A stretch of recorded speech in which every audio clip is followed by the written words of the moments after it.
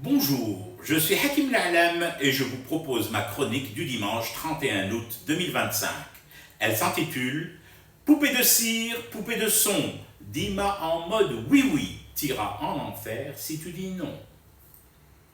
Qu'est-ce qui empêche une personne de répondre « Non, merci pour l'honneur que vous me faites en me proposant ce poste ministériel, mais je ne me sens pas capable de l'honorer. Cette responsabilité est trop lourde pour mes frêles épaules. Mais merci encore une fois. » Alors, pourquoi n'arrive-t-elle pas à répondre juste cela, ou une version approchante ? Plusieurs thèses sont avancées par les savants qui s'occupent de la nature humaine et des mystères du cerveau.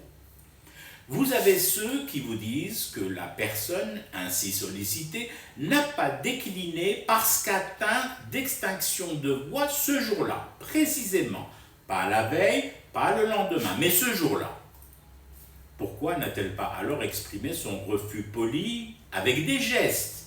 Là, ce sont d'autres scientifiques spécialisés, eux, dans la motricité et la coordination cognitive des bras et des mains qui prennent le relais.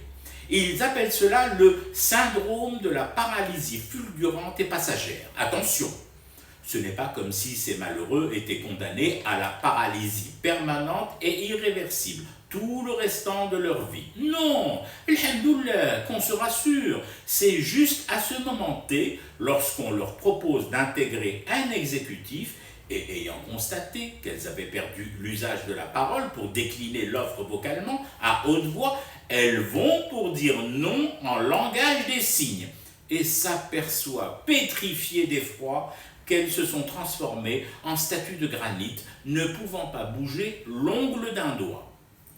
Plus versés dans la sociologie, la psychologie, d'autres chercheurs expliquent que les personnes ayant accepté un poste, un Marocain, alors qu'elles savaient pertinemment ne pas en avoir la pointure, sont victimes de leur excès de gentillesse et de leur empathie pour celui qui les sollicite.